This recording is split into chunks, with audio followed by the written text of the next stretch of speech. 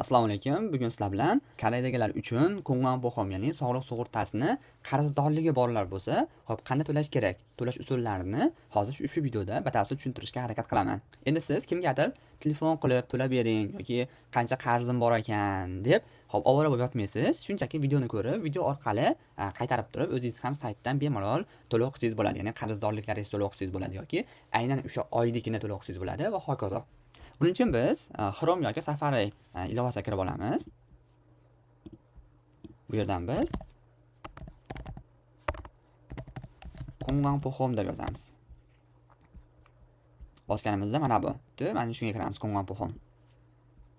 Kirganimizda bizda mana bunday oyna keladi. Biz hali Heon Kayib yoki login ham qilmaganmiz. Biz birinchi login qilib olishimiz kerak.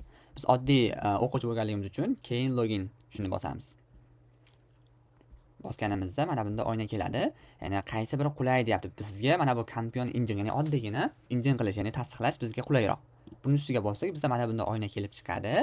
Siz hozir qaysi ilovalardan foydalanasiz?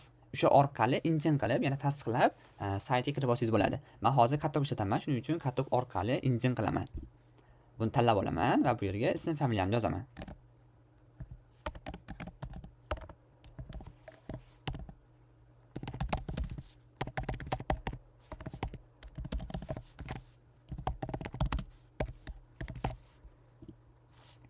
Bu yerga tug'ilgan yil, oy, kuni. Bu yerga telefon raqamim. Eslatib o'taman, telefon raqam bilan mana bu ism familiyangiz bir xil ulangan bo'lishi kerak. Ya'ni telefon raqamingiz ID ga olingan bo'lishi shart. Va o'sha telefon raqamlar, ism familiyangiz hammasi Katokda ham bo'lishi kerak. Katokni ochayotgan paytingizda ushbu telefon raqamlaringizni kiritgan bo'lishingiz kerak bo'ladi. Mana buni tongini tanlaymiz va engine yo'cho'ng turibdi, shunda bosamiz. Bosganimizda bizning katogimizga xabar boradi, ya'ni tasdiqla deydi. Menga xabar keldi. Buni endi men tasdiqlayman. Tasdiqlash juda oson, bittagina ikkita tugma orqali tasdiqlanadi. Tasdiqlab bo'ldik. Endi engine value shuni bosamiz. Bosganimizda mana bu Konganpoxomning saytiga kirdik endi. Biz endi to'lashimiz uchun, ya'ni qarzdorliklarimizni bilishimiz uchun pastroqda mana Poxomyo Nappo turibdi. Shuni ustiga bosamiz. Bosganimizda pastroqqa tushib, meta ta'miro turibdi. Shuni ustiga bosamiz. Va bizda mana bunda oyna keladi. Ya'ni minap ne yo'q, ya'ni to'lanmagan summa hozir 480.890 won ekan. Va yangi oy uchun ham mana 79.320 won bonus sifatida turibdi. Endi общий to'lashimiz kerak bo'ladigan summa qancha desak, mana bu yerda mana 560.210 won turibdi. Shu endi hozir umumiy qarzdorligimiz shu. Mana bu yerdan xohlaganimizni tanlashimiz mumkin. Bitta to'lov qilib chiqishimiz ham mumkin yoki bo'lmasa общий hammasini tanlab turib, hammasini bitta to'lab olishimiz ham mumkin. Men hozir viza cho'zdirishim kerak, shuning uchun hammasini to'lashim kerak. Shu sababli mana bu Vol Poxomyo turibdi. Shuni ustiga bosaman. Ana, bosildi, ya'ni hammasini tanladim. Общий summani tanladim, hammasini hozir bitta to'lab yuboraman. Tanlaganimdan so'ng mana bu yerda mana bu oyna turibdi. Ya'ni hozir mana 560.210 won to'lashim kerak. Bizga qaysi tomonlama to'lash qulay? Shinyon karta plastikdami, xo'p yoki bank hisob raqamimi, va hokazo internet orqalimi?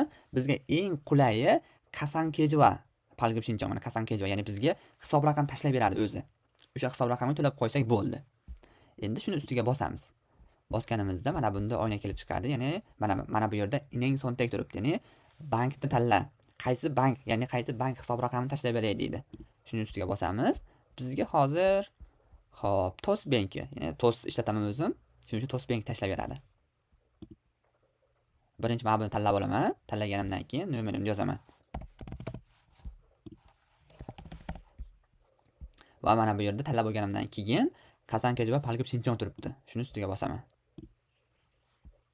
Xo'p, senga yuboraymi shu hisob raqamni deyapti. Ha.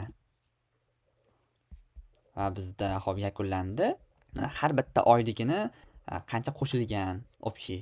Mana endi pastroqqa tushsak, mana umumiy summamiz mana bu. Xo'p, qaysi hisob raqamini to'lash kerak? Mana bu hisob raqamiga o'zi tashlab berdi. Qaysi bank? Toast Bank ekan. Xo'p, to'lash muddati bugun 15-mart. Shuning uchun shu 15-mart 4dan 4:30dan boshlab kechasi 23:30 gacha amal qiladi ushbu hisob raqam. Ya'ni ushbu kunda sraz to'lab qo'yishingiz kerak. Xo'p, qo'shimchasiga biz Katok orqali kirganligimiz uchun Katokdan ham ushbu hisob raqamlar tashlanib berildi, yuborildi. Bemalol Katok orqali ham xo'p, kopiya qilib turib bemalol to'lasangiz bo'ladi. Eslatib o'taman, ushbu shinchon qilgan kuningiz, ya'ni saytga kirgan kuningiz to'lashingiz kerak bo'ladi. Ya'ni ertaga boshqatdan kiradigan bo'lsangiz, hisob raqam o'zgarishi mumkin. Shuning uchun bizga tashlanadi.